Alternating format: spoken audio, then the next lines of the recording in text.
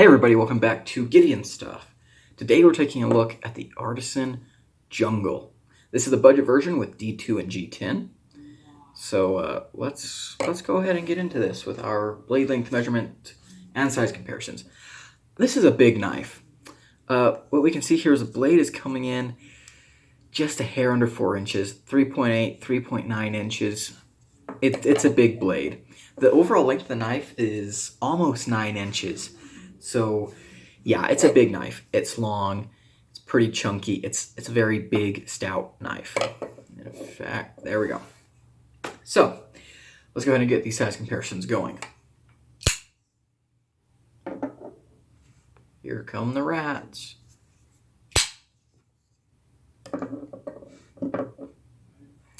So yeah, there we go. Pretty similar in length to the Rat 2, but taller, chunkier, bigger, just bigger. Next up, let's go ahead and bring out, where did I put that bug out? There he is. And here's the PM2.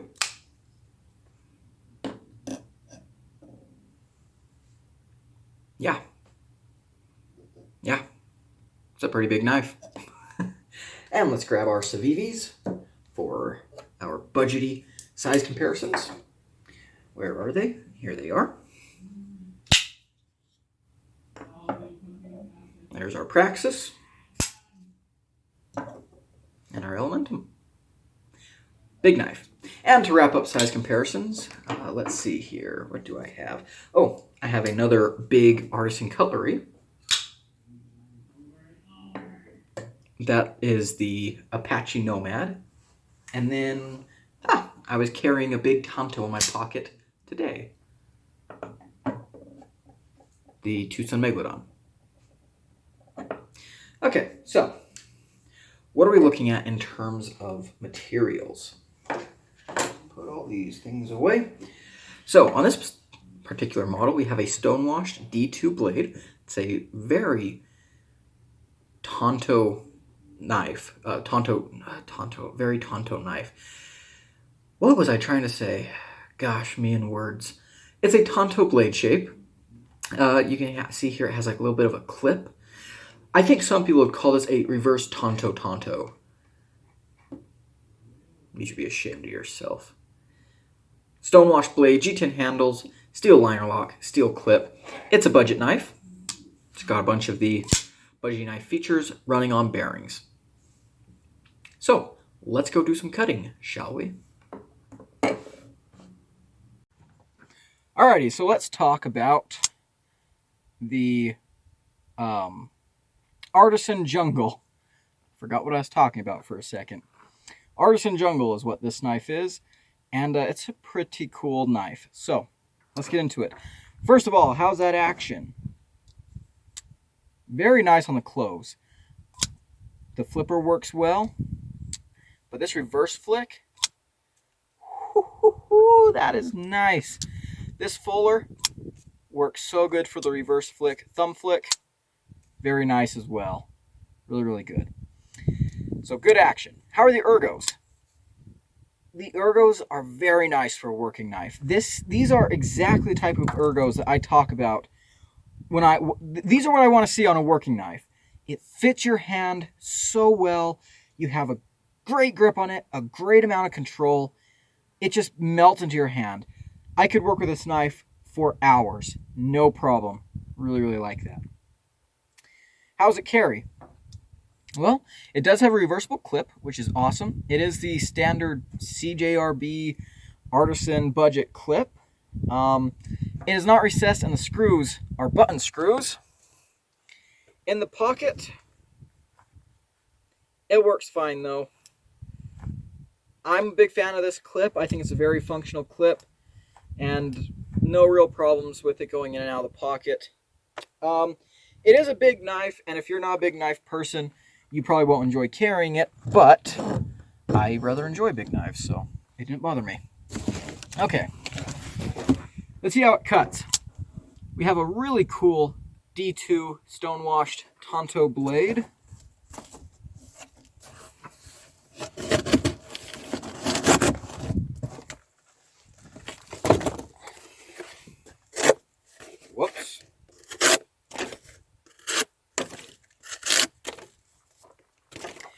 So it's got what I would call a hard use sliciness.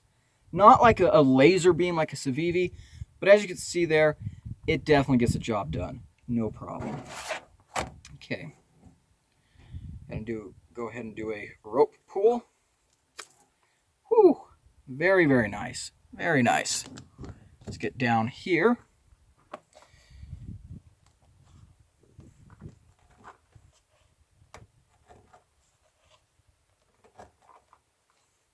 And that actually did pretty well. That Tonto tip really did help with that. Let's go ahead and grab our pool noodle.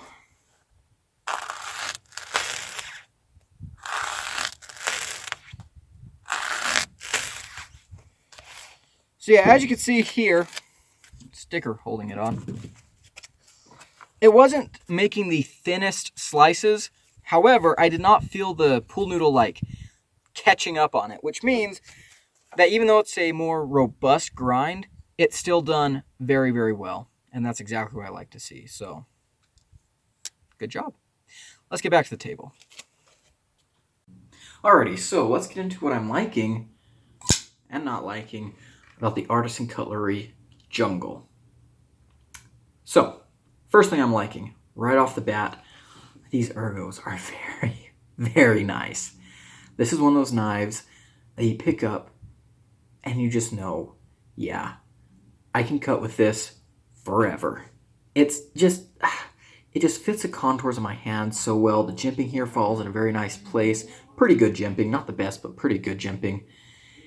And I feel locked in and comfortable. Very, very nice. Great ergos. This is definitely a knife that you can work with for a long period of time. Easily. Very easily. And that's going to be a recurring theme through this review, is working. This is a work knife. And that's one of the things I like about it. This is a straightforward work knife.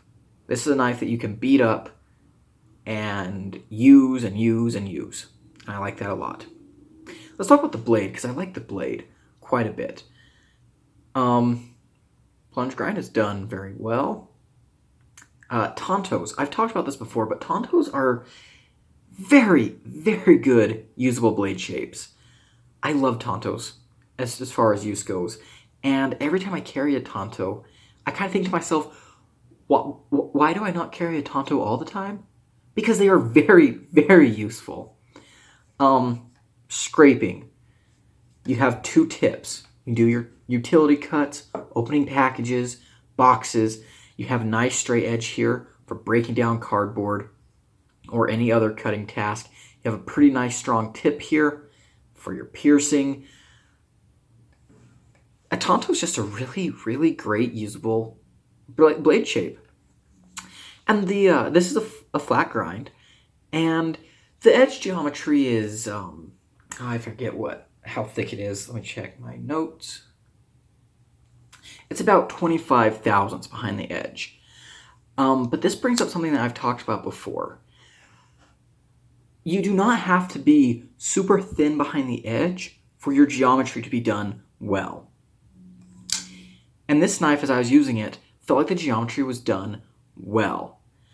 You know, it's not going to be like a laser beam, you know, where you can skin grapes with it or anything. But when you're using it, if you're breaking down cardboard, the geometry is done in such a way that it will work nicely. If you're on a job site, if you're in the woods, for me, if, you know, out on the ranch, I would not hesitate to put this knife through anything I might need to cut. Tubing, heavy rope, hay string, baling twine, whittle wood with it. I would feel confident using this knife on all types of different mediums because I know it's not going to get damaged, and at the same time, it'll perform well. So that's really, really nice. In addition to that, this knife is a loaner to me from a viewer who told me this is a work knife for him. And you can see here, it definitely shows the signs of being used and carried for a long time. And I really like that. I've really enjoyed seeing this knife come to me in a used state. broken in. I can definitely tell it's been put through some abuse. I can see how it's held up. And this knife is held up pretty well.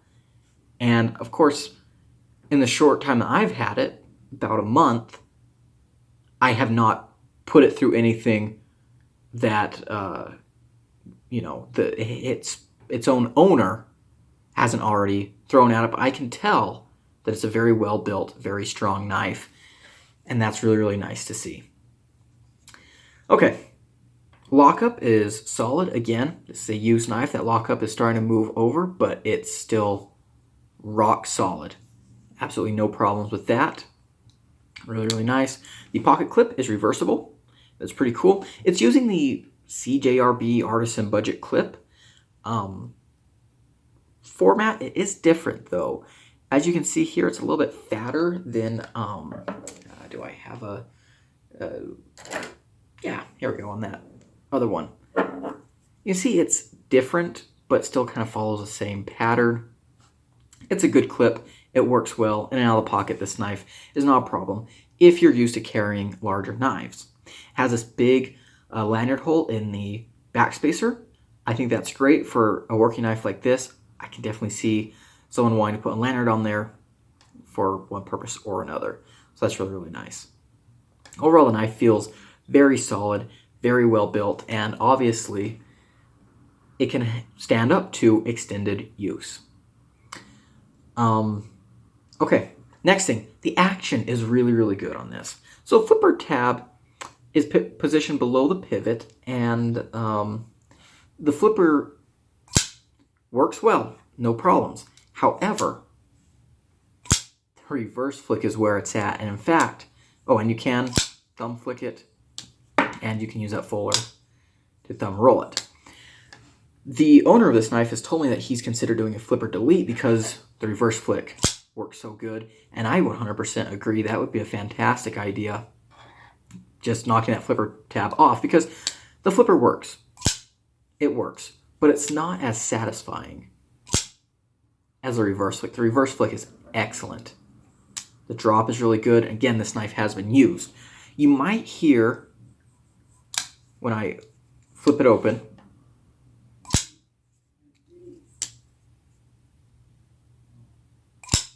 a little squeak. Now, this is not an issue at all, and I actually want to take the opportunity to talk about what that little squeak might be. And I might talk with the owner of this knife, but it's not a big deal.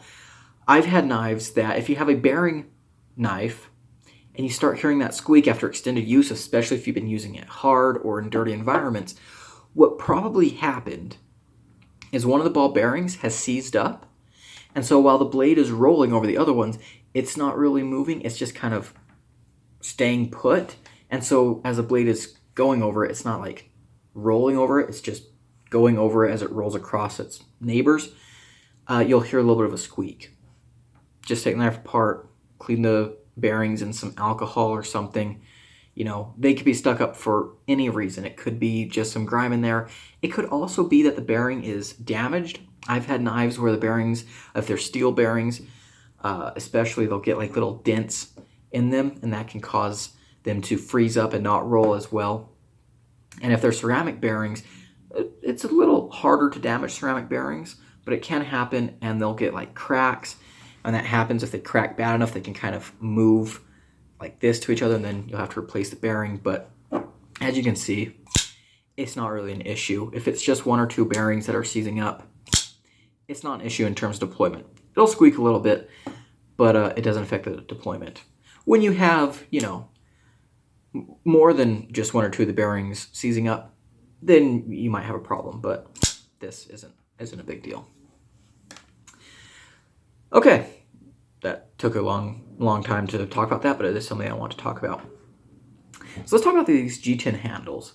Love these. The texturing is really, really nice. The chamfers around the edges, really good.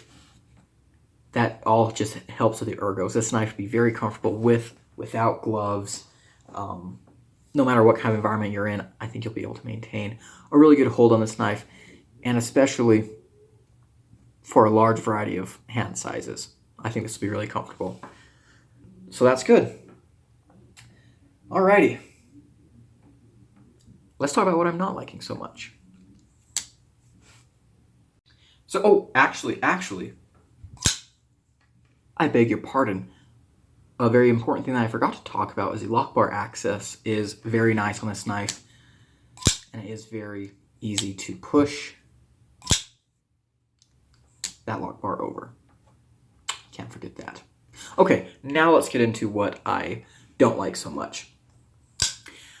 First thing, we're going to go to the lock bar. I do wish the lock bar had a little bit of jimping on it, but that's not bad. And speaking of jimping, the jimping here is good. If you're barehanded. With gloves, though, I did notice that the jimping just wasn't very effective. It is hard to find jimping that works good in bare hands and in gloved hands. One of the companies that I think does it best is Spyderco. This jimping is fantastic, whether you're barehanded or wearing gloves. Very, very good jimping. But, you know, it is hard to do, but I thought I'd point it out. The next thing is there's not a whole lot of differentiation between this grind and this grind up here. In fact, it's not really a compound ground blade at all. There's just kind of a transition where you have this point and then it goes here. One of the best things that I like about certain Tontos is when this part of the blade is much more robust than this part. Just because that gives you a lot more versatility. It gives you have basically, you know, if it's a lot thicker up here, crunching down on zip ties, crunching through thick rope, piercing tasks, scraping, and then you could save your edge back here for breaking down cardboard, for getting ropes in there and cutting like that, hosing, things like that. However, I'm not going to harp on about it too bad because this blade did perform very well, and you know, obviously it's tried and true, but you know, I thought I'd bring it up. But it's one of those things that's kind of like it's a thing that I would like to see, but isn't necessarily needed, if that makes sense. Because this blade here, still perfectly fine for crunching through your zip ties, still perfectly fine for all your scraping tasks, puncturing tasks, and then you can also do your heavy-duty slicing. So there we go. Next negative, this is not going to be the knife for everyone. Which again, this isn't really a negative. This is just kind of the nature of the beast. If you're looking for a small, polite, EDC slicer, this is not what you want. You might want something more like this. There's a fair difference between these two knives, and that's okay. Not everyone needs this, and this won't handle all the tasks that someone might need. So if you're someone who could use a big burly knife that tends to be a little more hard use, you know who you are, and this is an option for you. Next thing that I'm maybe not the biggest fan of are these holes in the handle. For me personally, with my work knives, I work in a lot of dirty environments sometimes, and I just like to kind of keep as much dirt and gunk out of the inside of my knife as I can. You're never going to keep it all out. It's a losing battle, but having holes like this in here is just kind of an invitation for crap to get in there and mess stuff up, interact with the edge when the knife is folded up, or, you know, it's just one of those things that will mean you have to maintain the knife faster than if they weren't there. But not really a huge deal. So let's go on to my final conclusions. My final conclusions are, I really, really, really like this knife. And I definitely recommend it for anyone who's looking for a knife that can handle some bigger jobs. Again, it's not the sliciest thing as in, you know, shaving paper thin pieces of an apple. But for heavy duty slicing, it works very, very well. The edge geometry, the geometry of the whole blade is done well. As far as a hard use knife goes, I would definitely recommend this. Do I wish it was on washers? No, maybe not. No, I don't. I've become a little bit more okay with hard using knives that have bearings in the pivots. I do think that hard bearings and hard use can sometimes equal more problems than washers and hard use. But knives like this remind me that, yeah, you know what? This is definitely a knife that I would take out in the woods. I would take this out on the ranch, and I would use it hard with very little concern. So what do these go for? These are $55.49 on Blade HQ, and I think that's an excellent, excellent price. You have a couple of different versions of the D2 and G10, and you also have a titanium frame lock version, which is really cool. I think it's also priced pretty well. It's in M390, I think. $200. That's not bad. And then you have a carbon fiber and S35VN version for $110.99. That's a good deal right there. That is a good deal. 3.8 inches of S35VN for $111. That's not bad. I might actually pick myself up one of those because, that seems like it'd be a really, really great working knife. I do wish it wasn't carbon fiber, though. I bet it's that fake carbon fiber that's really slick. I don't know. I haven't handled it, so I can't review something I've never handled. But as for this knife itself, this does get a recommend. If you're looking for a big, hard-use, heavy working knife, this is a great one. I've really enjoyed the time I've had with it. It seems to have served its owner very well over a long period of time. I can tell this knife has been used and loved, and I've really enjoyed using this knife. Very, very good. That's going to be the end of the video. Thank you guys for watching. If you liked, don't forget to like, comment, and subscribe below. If you didn't like the video, comment below and tell me why. I've been Gideon. I'll see you in the next one.